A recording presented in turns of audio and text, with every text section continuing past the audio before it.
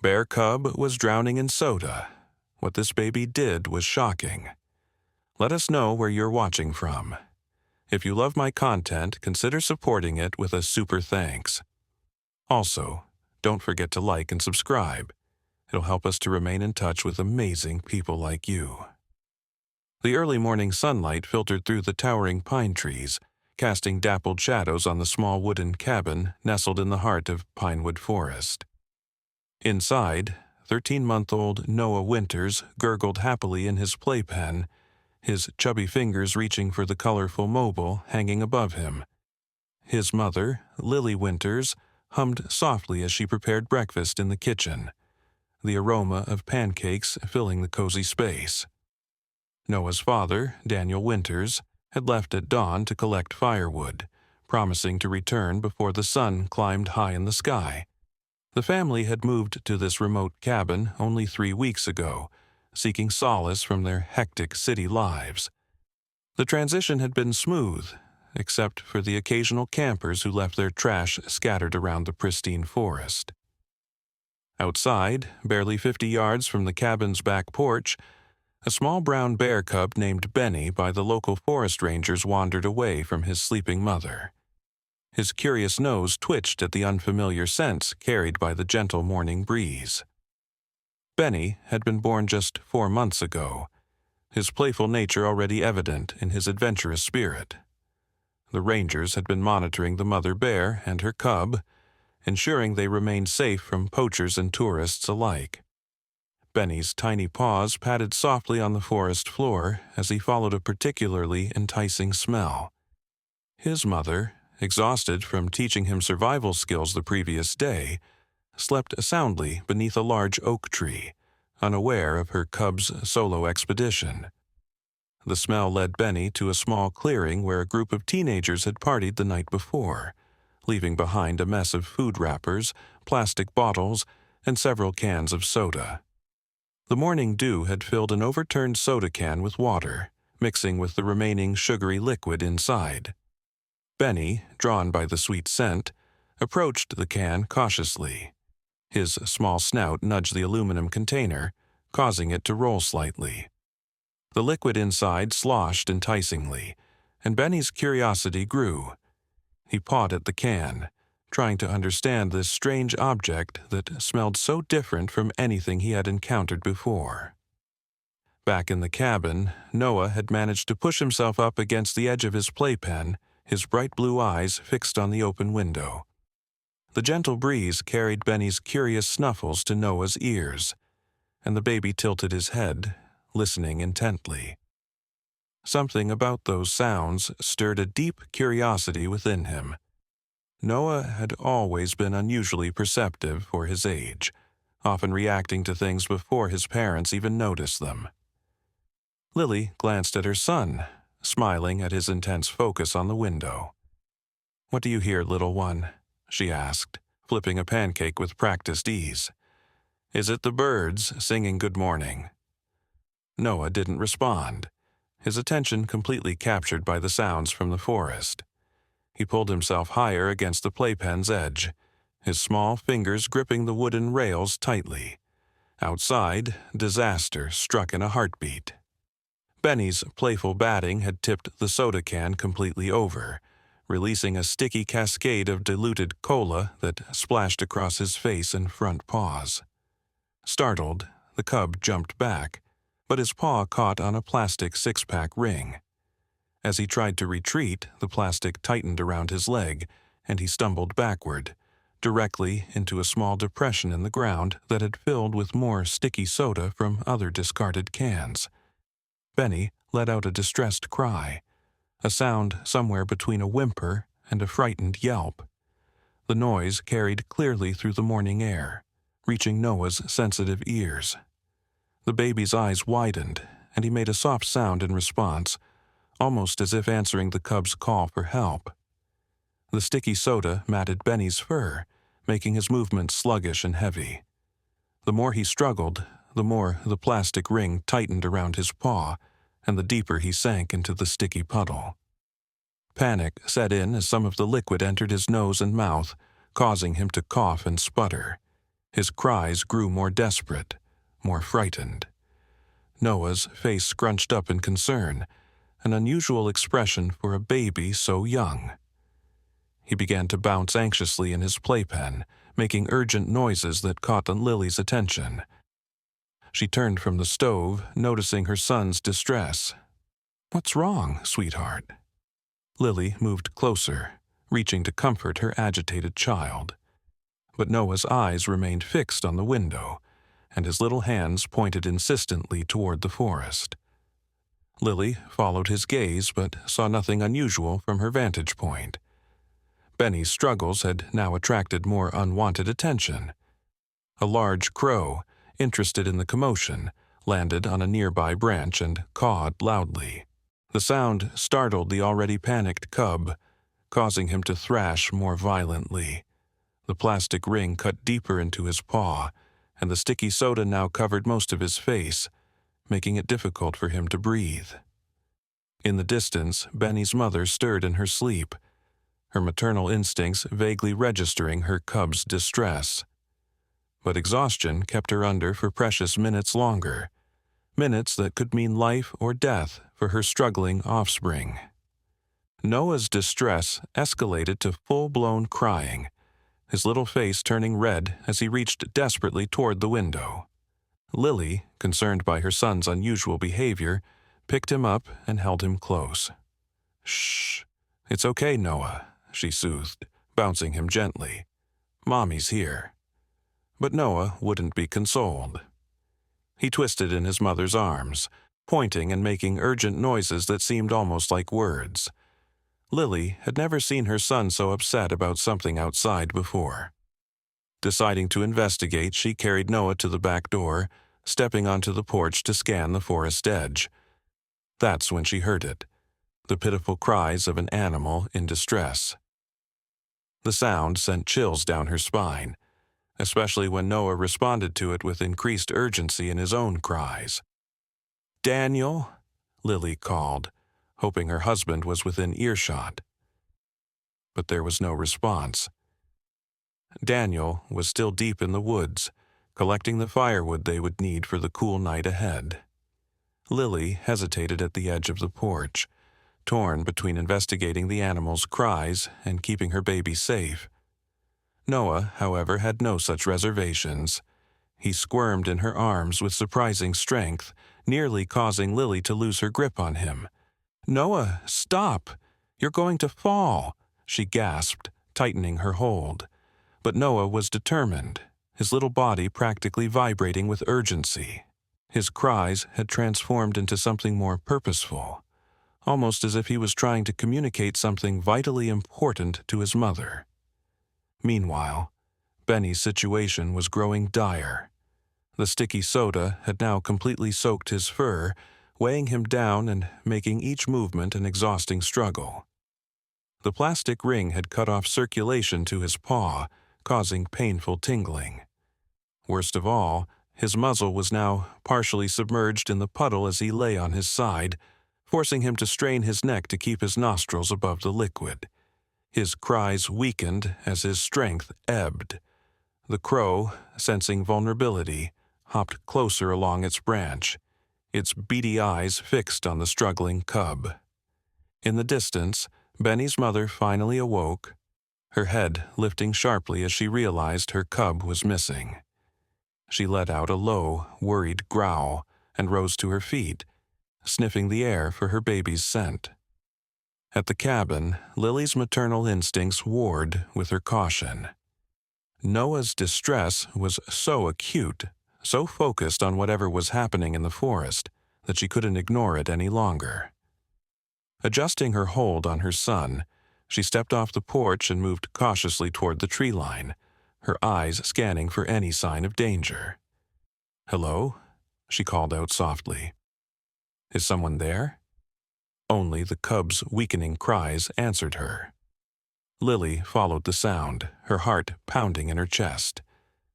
Noah had suddenly gone quiet in her arms, his little body tense with anticipation as they moved closer to the source of the distress. When they rounded a large pine tree and came upon the clearing, Lily gasped in horror at the sight before her. The small bear cub lay half submerged in a sticky puddle, its fur matted and discolored, one paw visibly entangled in plastic.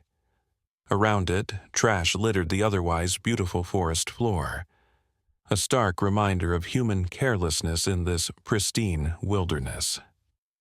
Noah made a soft sound, reaching toward the struggling cub with such determination that Lily had to tighten her grip again. The baby's eyes were locked on the suffering animal, his expression a mixture of concern and something else, something eerily like understanding.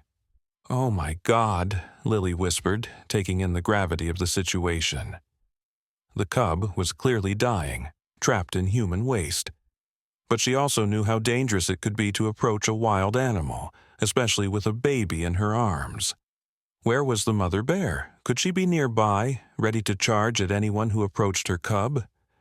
As if in answer to her unspoken question, a low growl rumbled from deeper in the forest, raising the hair on the back of Lily's neck. Benny's mother had picked up her cub's scent and was following it, straight toward them. Time was running out, not just for the bear cub drowning in soda, but perhaps for Lily and Noah as well. And in that moment of crisis, something extraordinary was about to happen. Something that would challenge everything Lily thought she knew about her baby boy, and about the connection between humans and the wild creatures with whom they shared the forest. Lily's mind raced as the growl grew louder.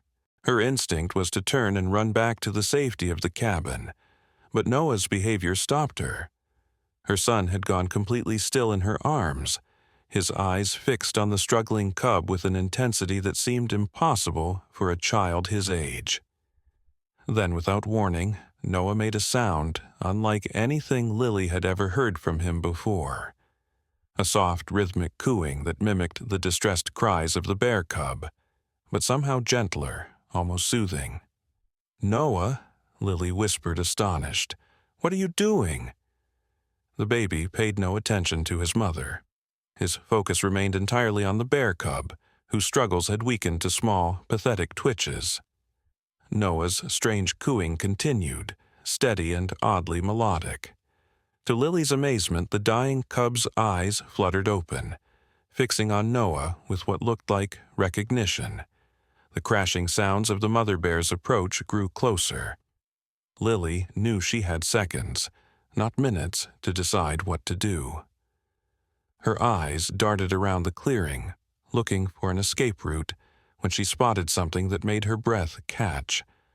A weathered tree stand about 15 feet up in a nearby oak.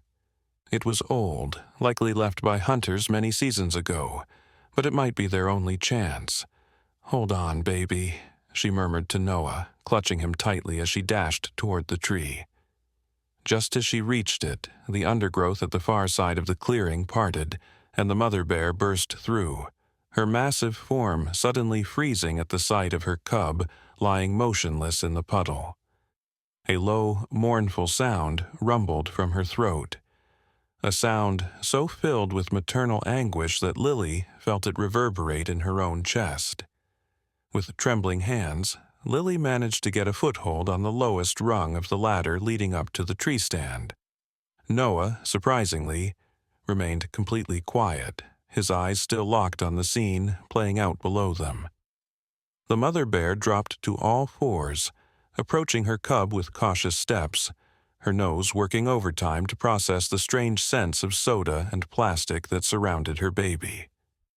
Lily climbed higher, her heart pounding so loudly she was certain the bear would hear it. When she reached the platform, she pressed herself against the trunk, holding Noah securely against her chest, and watched in horror and fascination as the mother bear nudged her cub gently with her snout. The cub didn't respond, its small body limp in the sticky puddle. "Please, don't be dead," Lily found herself whispering, tears forming in her eyes. Despite the danger, she couldn't help but feel the bear's pain. As a mother herself, the thought of losing a child was unbearable. Then, inexplicably, Noah began to squirm in her arms. Before Lily could tighten her grip, her son had twisted around to face the bears directly, and the strange cooing sound emerged from him once more. Louder this time, more insistent. The mother bear's head snapped up, her dark eyes immediately finding them in the tree. Lily's blood turned to ice as the massive animal rose to her hind legs, standing nearly 6 feet tall, her attention now fully on the humans hiding above. "Noah, shh," Lily pleaded, but her son continued his bizarre communication. What happened next defied everything Lily knew about wild animals. Instead of charging the tree or showing aggression, the mother bear tilted her head, listening to Noah's sounds with an expression that could only be described as curiosity. After a moment, she dropped back to all fours and returned her attention to her cub, nudging it more vigorously this time. The plastic ring had cut deeply into the cub's paw, and the sticky soda had matted its fur into clumps that pulled at its skin. The mother bear attempted to clean her baby with her tongue, but the chemical taste of the soda made her recoil. Noah's cooing changed pitch, becoming more urgent. To Lily's absolute shock, her son pointed directly at the plastic ring around the cub's paw, then made a pulling motion with his own tiny hands. "He wants me to help," Lily whispered, the realization dawning on her like a thunderbolt. "But that's impossible. He's just a baby." Yet the evidence was before her eyes. Noah continued the gesture, looking at his mother with pleading eyes that seemed too wise, too knowing for his 13 months of life. "I can't, Noah," Lily said, her voice breaking. "The mother bear will kill us." But even as she said it, doubt crept in. The bear's behavior was all wrong. Rather than exhibiting the aggression one would expect from a mother with an injured cub, she seemed almost waiting. Her eyes kept moving between her cub and the humans in the tree, as if making some impossible connection. A sharp crack from deeper in the forest made them all jump. Daniel's voice called out, "Lily? Noah, where are you guys?" The mother bear growled, her posture instantly changing to defensive. She positioned herself between her cub and the direction of Daniel's voice. "Daniel, stop!" Lily shouted, her voice high with fear. "There's a bear." The forest went silent. Then Daniel's voice, much quieter. "Lily? Are you okay? Where are you?" "In the tree stand by the eastern clearing," she called back, trying to keep her voice steady. "There's a mother bear with an injured cub. Don't come any closer." Noah began to cry, not his usual hungry or tired wail, but a heartbroken sound that seemed to pierce the very air. He reached toward the bears again, his little body straining in Lily's arms. The mother bear looked up at them once more, and in a moment that Lily would later struggle to describe to others their eyes met. What she saw there wasn't malice or aggression, but a desperate plea, a mother begging for help for her child. It was so human, so raw, that Lily felt her fear begin to dissolve, replaced by a strange, powerful determination. "Daniel," she called, "I need you to listen very carefully.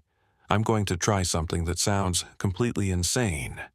"What? No, stay where you are." Daniel's panic was evident even from a distance. "The cub is dying," Lily said, surprised by the steadiness in her voice. "It's caught in trash, human trash, and Noah wants me to help it. Noah is a baby. He doesn't know what he wants. Just wait for me, I'll scare the bear off." But Lily knew that would be a disaster. The mother bear would either attack Daniel or flee, abandoning her cub to die. Neither option was acceptable. And deep in her heart, Lily knew this moment was important, not just for the bears, but for Noah. Her son was trying to communicate something vital, something beyond words or normal understanding. "Trust me," she called to Daniel. "Just stay back and be ready." With a deep breath, Lily shifted Noah to her hip and began to descend the ladder, her movement slow and deliberate. The mother bear watched them, her posture tense but not aggressive. Noah had stopped crying and was making the soft cooing sound again, his eyes locked with the bear's. When Lily's feet touched the ground, she paused, giving the mother bear time to react. The massive animal huffed, taking a single step forward before stopping again. It was a standoff, with the cub's life hanging in the balance.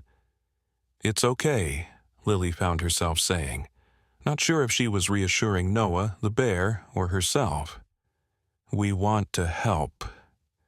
She took a small step toward the bears, then another. Noah reached out his hands, still making that strange sound. The mother bear's ears flicked forward, listening, but she didn't charge. Instead, she moved slightly to the side, creating a clear path to her cub while maintaining a position from which she could easily attack if needed. It was permission, Lily realized with astonishment. The bear was allowing her to approach. Heart hammering in her chest, Lily closed the distance between them. The cub lay motionless now, its breathing shallow and irregular. Up close, the situation looked even worse. The plastic ring had cut so deeply into the cub's paw that blood mixed with the sticky soda, and its eyes were glazed with pain and confusion. Lily knelt beside the cub, acutely aware of the mother bear's massive presence just feet away. Noah squirmed in her arms, reaching toward the injured animal with determined hands. "Okay, baby, okay," Lily murmured. "Let me put you down, but you have to stay right beside me." She set Noah on a clean patch of grass nearby, keeping one hand on his small back while reaching toward the cub with the other. The mother bear growled softly, a warning rather than an immediate threat. Lily froze, waiting until the animal settled before continuing. With trembling fingers, she carefully examined the plastic ring cutting into the cub's paw. It would need to be cut off. There was no way to slip it over the swollen limb, but she had nothing to cut with. "Daniel," she called softly, "I need something to cut plastic. A knife, scissors, anything. Can you bring it and leave it at the edge of the clearing?" There was a pause, then Daniel's strained voice. "There's a multi-tool in my pocket. I'll place it on the fallen log and back away." Moments later, Lily heard the clatter of metal on wood. The mother bear's head swiveled toward the sound, but her attention quickly returned to her cub and the humans beside it. "I need to get the tool," Lily explained, as if the bear could understand her. "I'll be right back." She stood slowly, lifting Noah and backing away toward the log. The mother bear watched them intently but didn't follow. When Lily reached the log, she spotted the multi-tool gleaming in the morning sun. She snatched it up, then returned to the cub, setting Noah down once more. Opening the tool's knife attachment, Lily carefully positioned it beneath the plastic ring, trying to avoid touching the cub's raw flesh. The mother bear moved closer, her hot breath ghosting across Lily's arm as she inspected what the human was doing. Lily remained perfectly still, hardly daring to breathe, until the bear backed away slightly. With a careful motion, she sliced through the plastic ring. The release of pressure must have sent a wave of pain through the cub, because it let out a weak cry. The mother bear responded instantly, surging forward with a growl that made Lily's heart stop. But Noah, in that critical moment, did something extraordinary. He reached out and placed his tiny hand directly on the mother bear's snout. The forest seemed to freeze. Lily couldn't move, couldn't breathe. Daniel, who had crept close enough to see what was happening, later said he nearly fainted at the sight. The bear went completely still, her dark eyes crossing to focus on the small hand touching her. Noah made the cooing sound again, gentle and reassuring. After what felt like an eternity, the mother bear exhaled heavily and backed away, allowing Lily to continue. With shaking hands, Lily removed the plastic ring completely, wincing at the deep wound it had left. Next, she used a clean tissue from her pocket to wipe away as much of the sticky soda as she could from the cub's face, clearing its nostrils and eyes. The cub blinked, seeming to breathe a little easier, but remained worryingly lethargic. "He needs water to clean this off properly," Lily said aloud, "and probably a vet, but I don't know how we'd manage that." As if in answer, a deep voice called from the edge of the clearing, "Don't move. Stay exactly where you are." Lily looked up to see a man in a forest ranger's uniform standing beside Daniel, who looked pale and terrified. The ranger had a tranquilizer gun raised, aimed at the mother bear. "No!" Lily cried. "Don't shoot! She's letting us help!"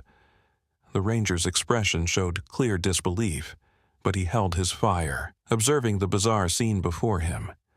"Ma'am, you and your child are in extreme danger. I need you to back away very slowly." "You don't understand," Lily insisted, her hand still working to clean the cub. "If you frighten her now, everything will fall apart. Please just give us a minute."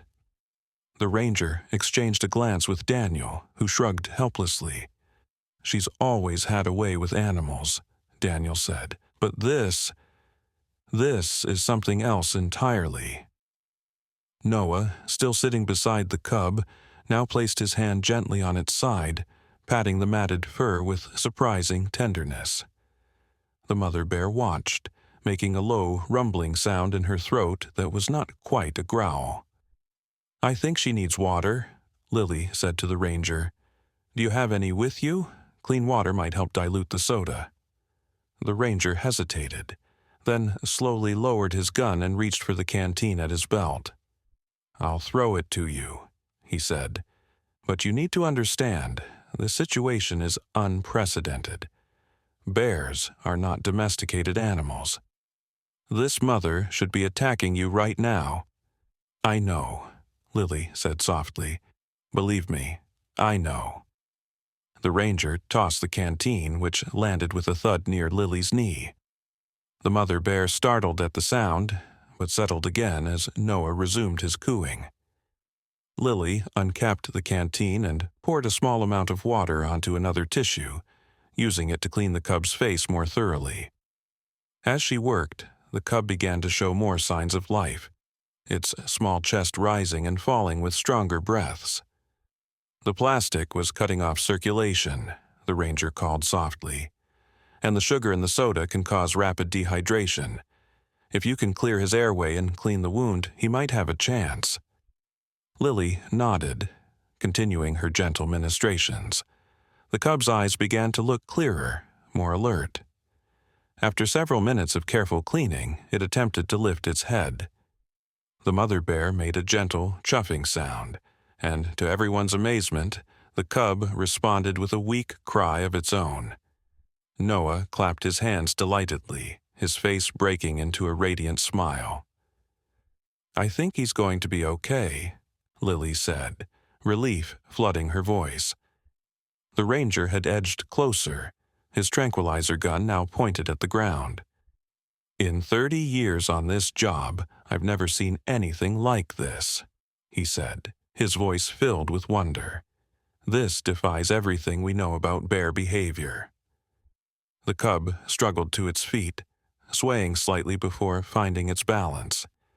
Its injured paw remained lifted off the ground, but its eyes were bright and aware. The mother bear moved forward, gently nudging her baby with her snout, inspecting Lily's handiwork with careful attention. Then, in a moment that would later make headlines across the country, the mother bear turned to Noah and lowered her massive head, bringing her nose level with the baby's face. Noah reached out without fear, placing both hands on the bear's furry cheeks. They stayed like that for a heartbeat, 2 mothers and 2 babies connected by something beyond human understanding. The ranger raised his camera phone, capturing the extraordinary moment just as the mother bear moved away, guiding her cub gently back toward the forest. At the edge of the clearing, she paused and looked back, her dark eyes meeting Lily's one final time. Then they were gone, vanishing into the green shadows as silently as smoke. Lily scooped Noah into her arms, holding him tight as tears streamed down her face. Daniel rushed forward, enveloping them both in a fierce embrace. "Are you okay? Are you hurt?" he asked, his voice shaking as his hands moved over them, checking for injuries. "We're fine," Lily assured him, though she felt anything but fine. She felt transformed, as if something fundamental in her understanding of the world had shifted. "Noah saved that cub's life." The ranger approached slowly, his face a mask of professional composure that couldn't quite hide his awe. "Mrs. Winters, I'd like to ask you a few questions, if that's all right. What happened here today isn't just unusual, it's unprecedented." Lily looked down at Noah, who was watching the spot where the bears had disappeared, a strangely knowing expression on his small face. "I'm not sure I can explain it," she said honestly, "but it started when Noah heard the cub crying." As Lily recounted the events, the ranger's radio crackled to life. A female voice spoke urgently. "Mark, we've got a situation about half a mile south of you. Another group of bears acting strangely. Can you respond?" The ranger frowned, pressing the talk button. "Define strangely. Are hikers in danger?" "Negative," the voice replied. "It's like they're gathered around something. A lot of them, more than should be in one place. Rangers Wilson and Chen are observing from a distance, but they're requesting your expertise." The ranger, Mark, apparently, glanced at the Winters family, then back at his radio. "Tell them I'm bringing civilians with me. There's something they need to see." Daniel raised his eyebrows. "Wait, you want us to go closer to more bears? After what just happened?" Mark's expression was unreadable. "Mr. Winters, what I just witnessed goes against everything I thought I knew about wildlife behavior. And now there's another unusual bear situation nearby? That's not coincidence." He looked pointedly at Noah. "I think your son might be part of something important." Lily and Daniel exchanged glances. Under normal circumstances, the suggestion would have seemed absurd, but after what they'd just experienced, normal had taken on an entirely new meaning. "Okay," Lily said finally, "but we stay at a safe distance, and at the first sign of danger, we leave. Agreed?" Mark nodded. "Of course. Follow me, but stay quiet, and bring that multi-tool. We might need it again."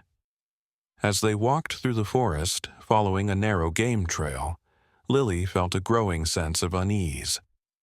Noah, however, seemed more alert and engaged than she'd ever seen him, his eyes darting to follow every movement among the trees, his ears perking at sounds she could barely detect. Has he always been this aware of nature? Mark asked quietly as they walked.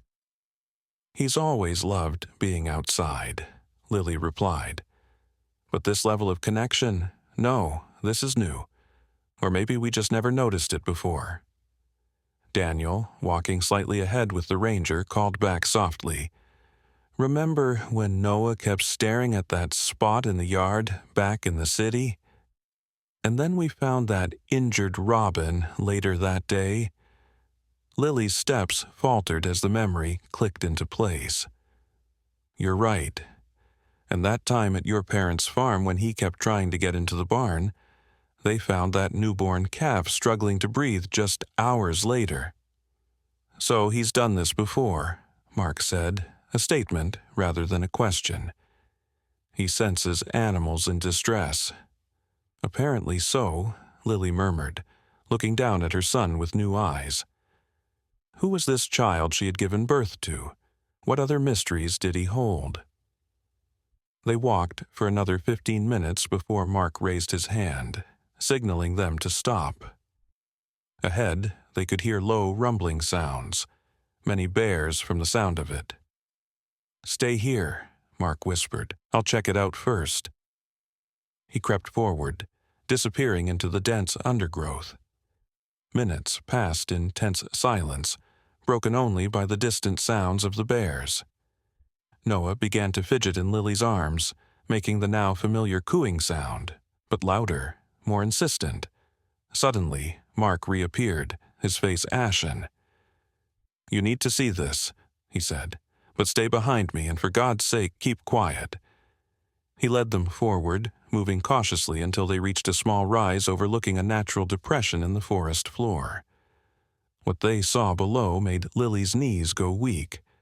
At least a dozen bears of various sizes had gathered in a loose circle. In the center lay an older bear, its massive form unnaturally still, except for the labored rise and fall of its chest. Around its neck was wrapped what looked like fishing line, cutting deeply into the flesh. The wound obviously infected. "That's old Micah," Mark whispered.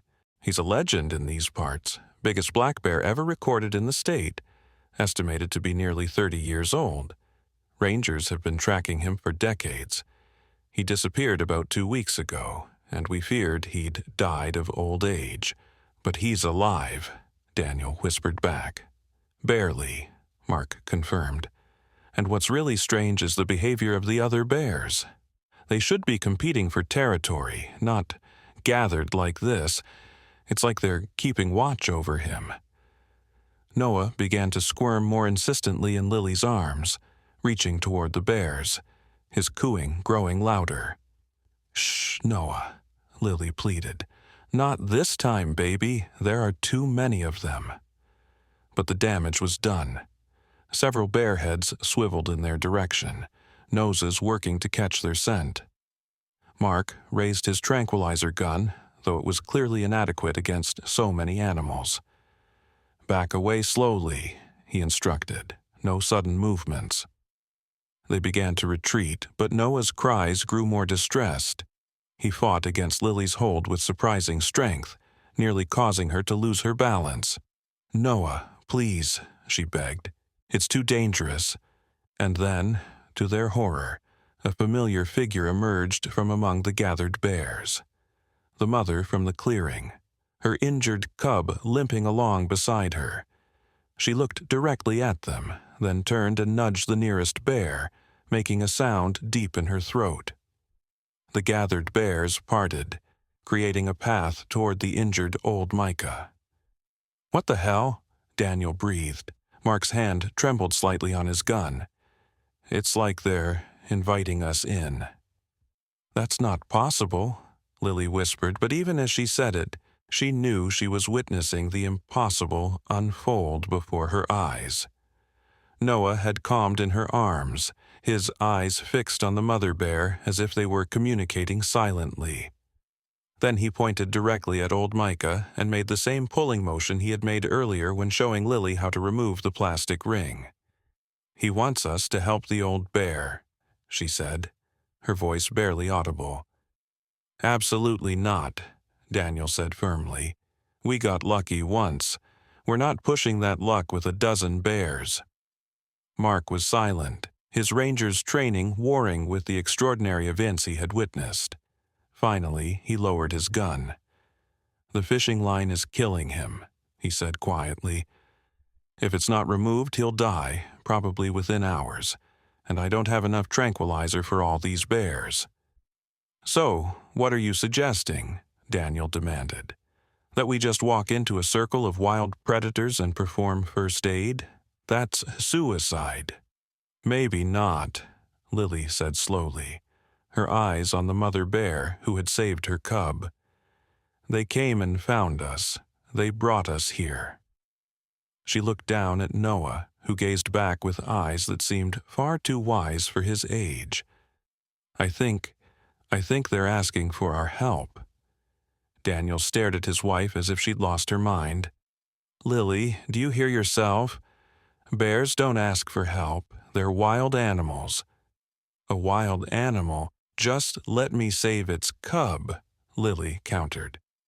"And now, that same bear has led others to us when another one needs help. What if Noah isn't just sensing animals in distress?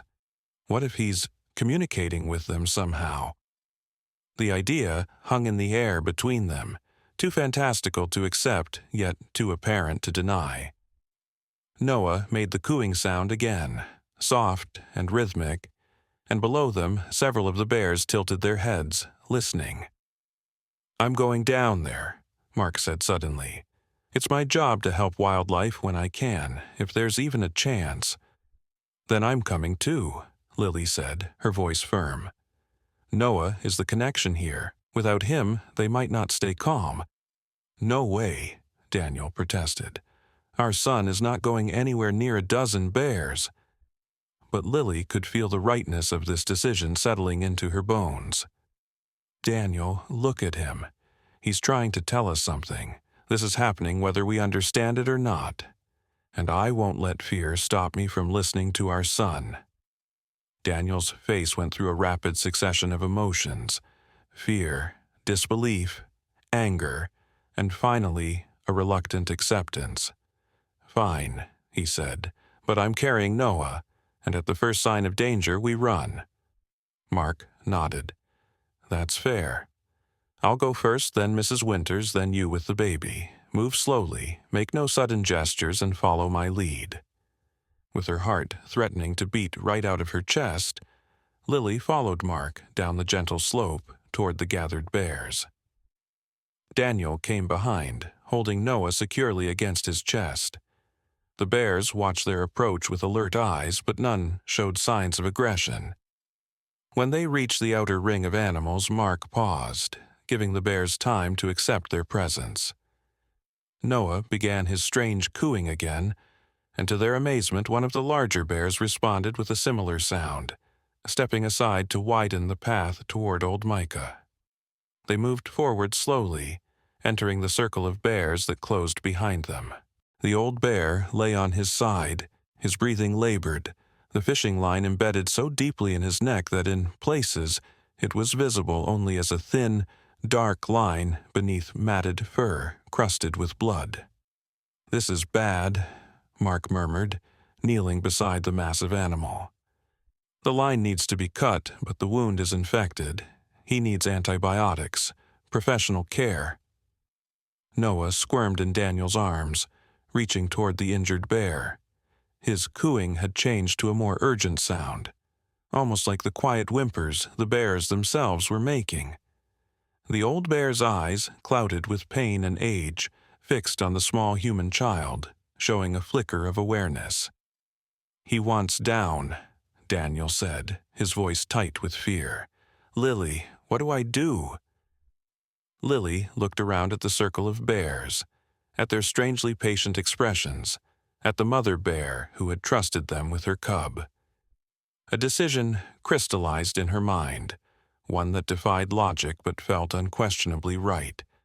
"Put him down," she said softly. "Let him show us what to do." Daniel hesitated, then carefully set Noah on the ground beside the old bear's massive head.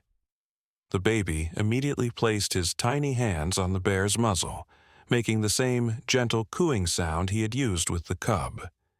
The old bear closed his eyes, seeming to relax slightly at the touch. "Look at that," Mark breathed. "It's like he's comforting it." While Noah kept the bear calm, Mark examined the fishing line more closely. "I need to cut it in several places," he said. "Once it's removed, the wound can begin to heal, but he'll need antibiotics to fight the infection." "Do what you need to do," Lily said, unable to tear her eyes away from her son communing with the ancient bear. Mark pulled out a pair of small first aid scissors from his belt pouch and began the delicate work of snipping the embedded line without causing further injury. The old bear flinched at the first cut, a low growl rumbling in his throat, but Noah responded with more insistent cooing, and the animal settled again. One by one, Mark cut the strands of fishing line, carefully pulling them free from the infected flesh. The gathered bears watched in complete silence, their attention divided between the ranger's work and the small human child who seemed to hold their patriarch's trust. When the last piece of line was removed, Mark sat back on his heels. "That's all I can do here," he said.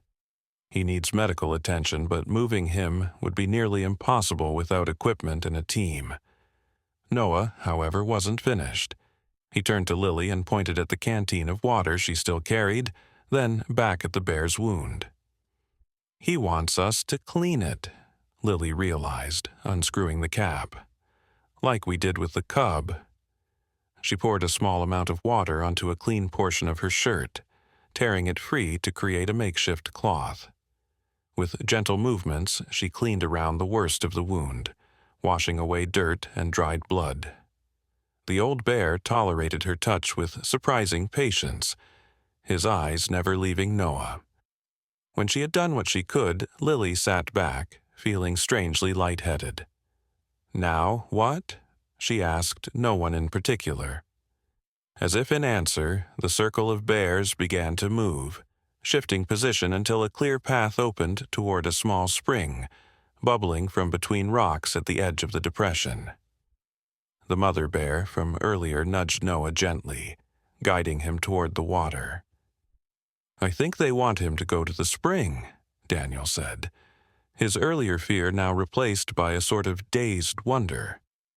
Noah was already crawling in that direction, moving with purpose.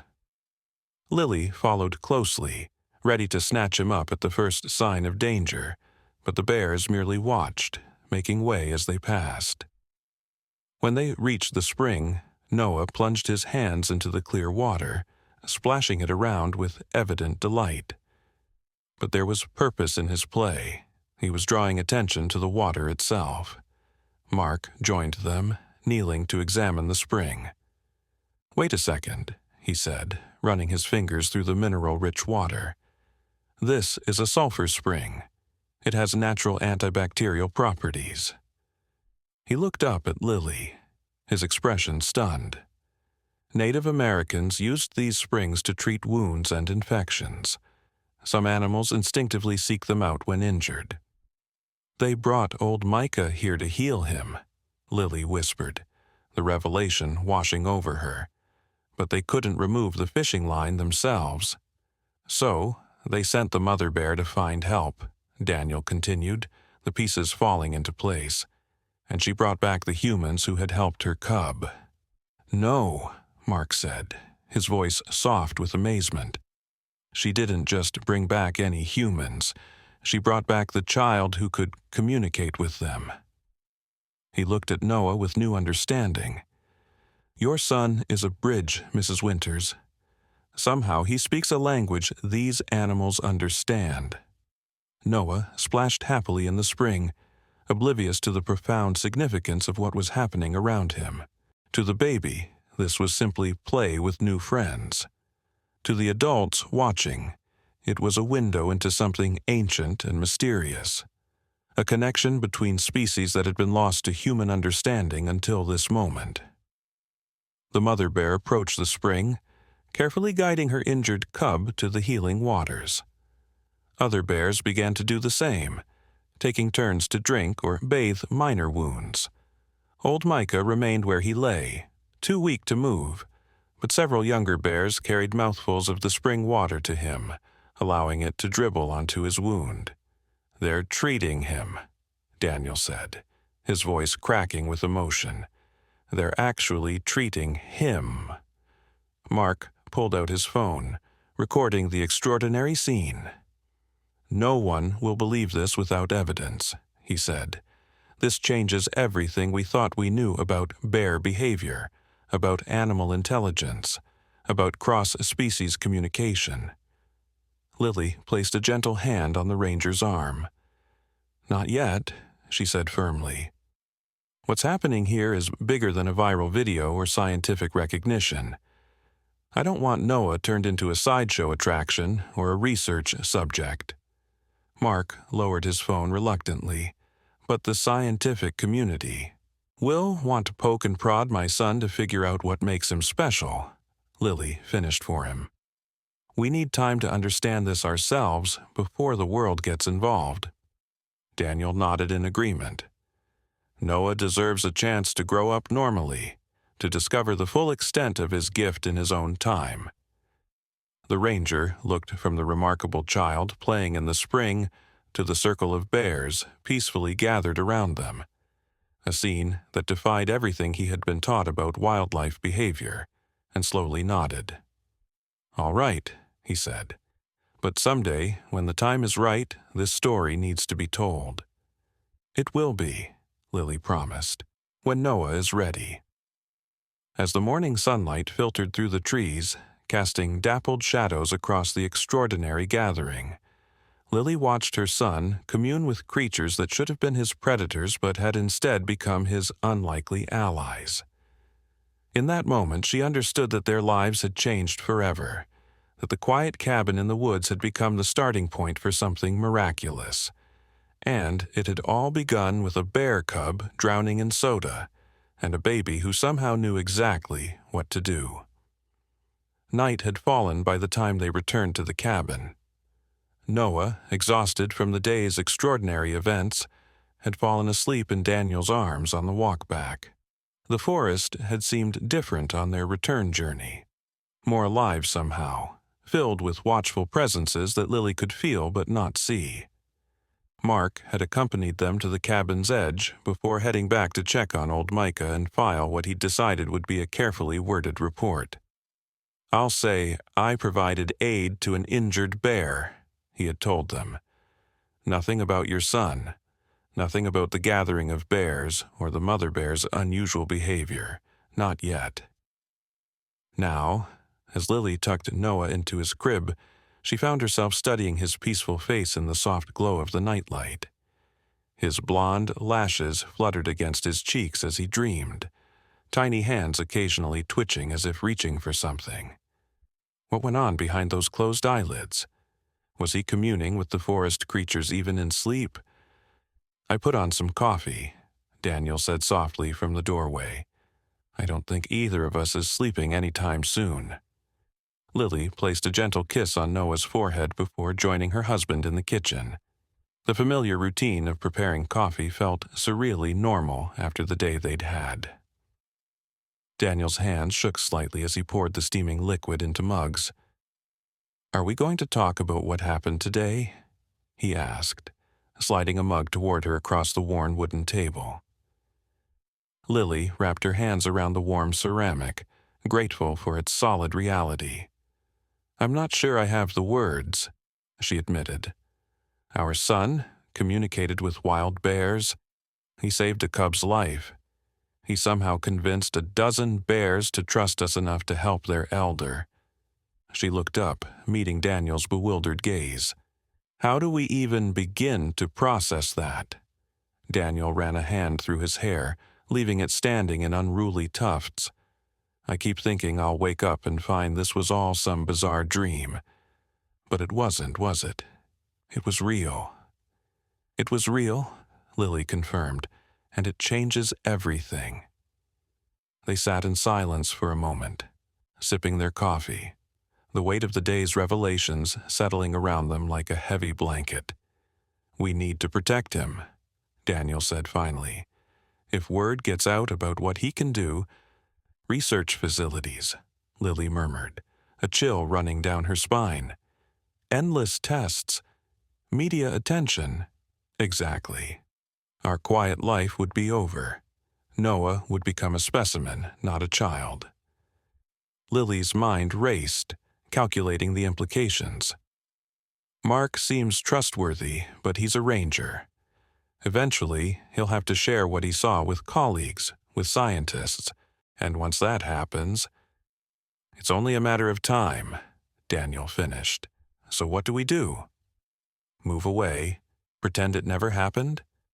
Before Lily could respond, a soft thud sounded from outside, followed by a scratching at the back door. Both parents froze, exchanging alarmed glances. "Bears?" Daniel whispered, rising slowly from his chair. Lily shook her head. "They wouldn't come this close to the cabin. It's probably a raccoon or—" The scratching came again, more insistent this time, accompanied by a familiar whimpering sound that made Lily's heart skip a beat. She rushed to the door, ignoring Daniel's whispered protests, and peered through the small window. In the dim light of the porch lamp stood the mother bear and her cub. "Oh my God," Lily breathed. "Daniel, they're here." Daniel joined her at the window, his face paling at the sight. "What do they want? Why would they follow us home?" The mother bear raised her head, seeming to look directly into Lily's eyes through the glass. There was no aggression in her posture, only the same strange, patient waiting they had witnessed in the forest. The cub sat beside her, its injured paw now held gingerly off the ground, its dark eyes reflecting the porch light.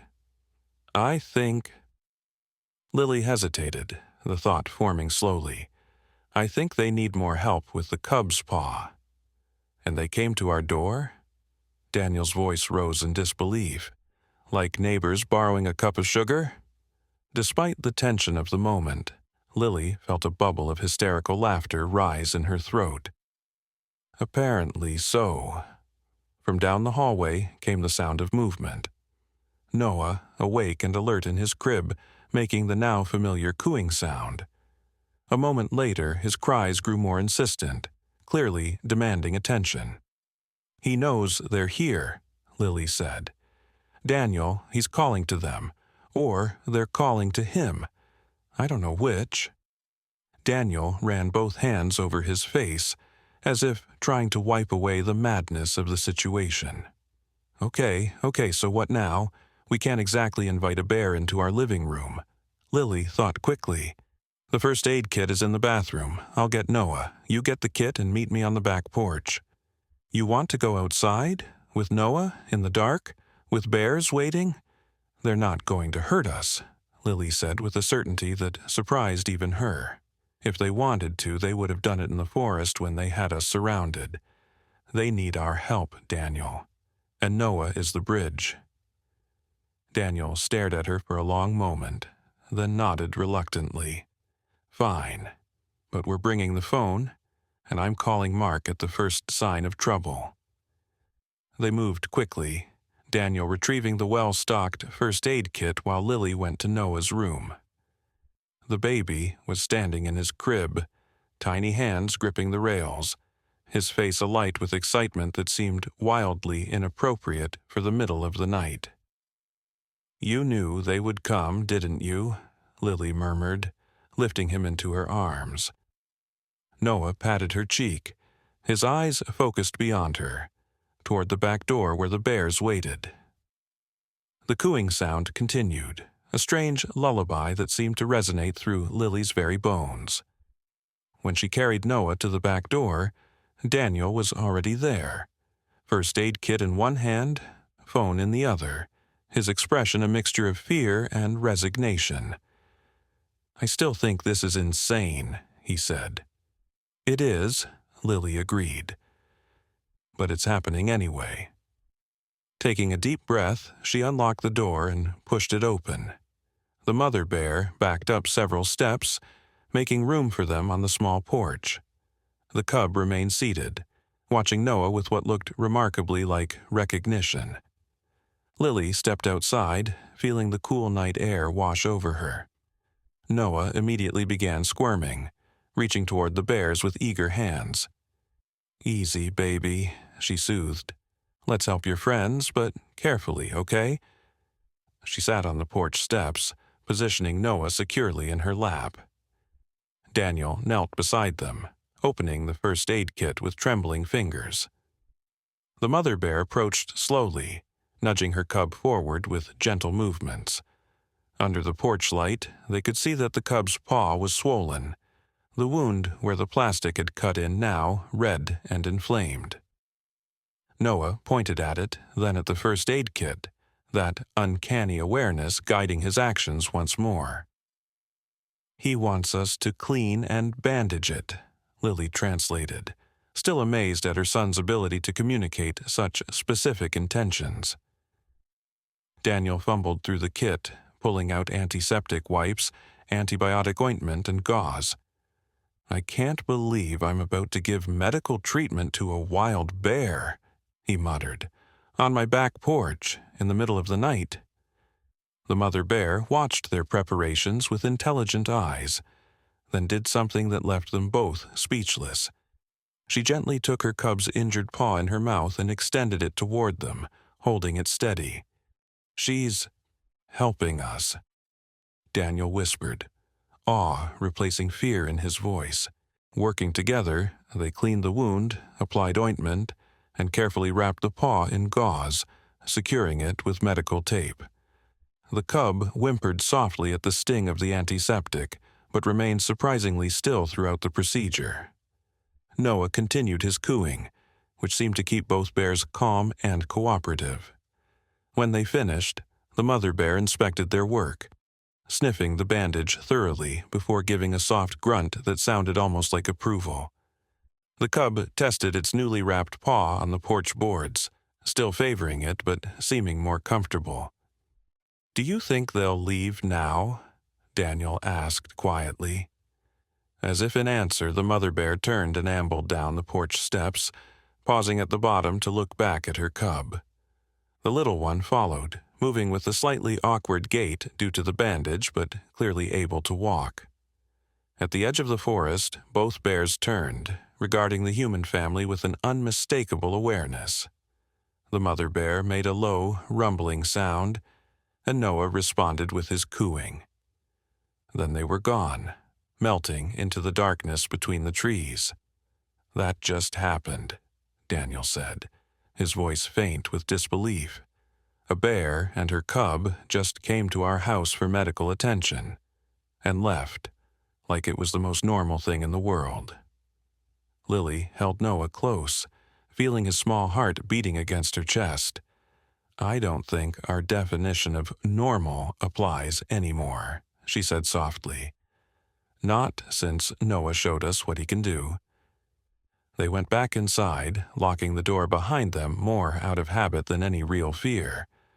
Noah, surprisingly alert for the late hour, babbled happily as if trying to tell them all about his accomplishment. "He's so proud of himself," Lily observed, smiling despite her exhaustion and lingering bewilderment. "He doesn't even realize how extraordinary this is."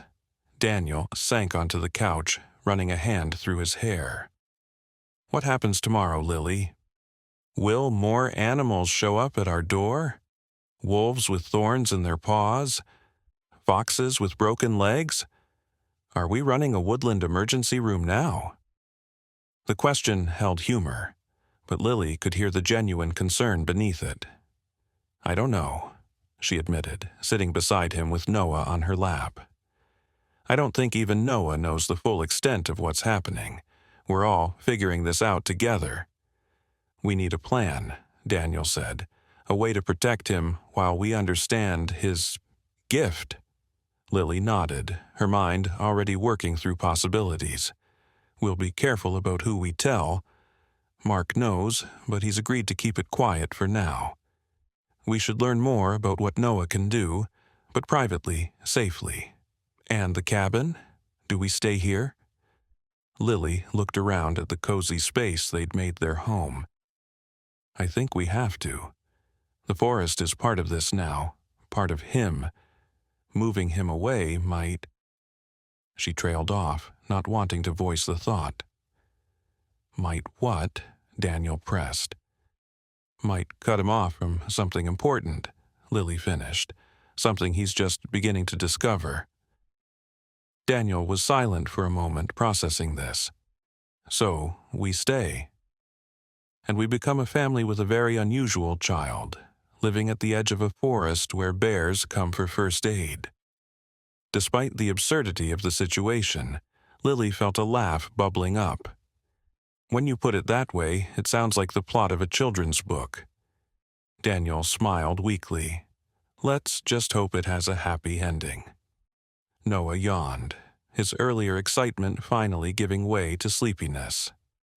Lily carried him back to his crib, tucking him in with a gentle kiss on his forehead. "Sweet dreams, my little animal whisperer," she whispered. "What other wonders are you going to show us?" The next morning dawned bright and clear. sunlight streaming through the cabin windows in golden ribbons. Lily awoke feeling strangely energized despite the previous night's interrupted sleep.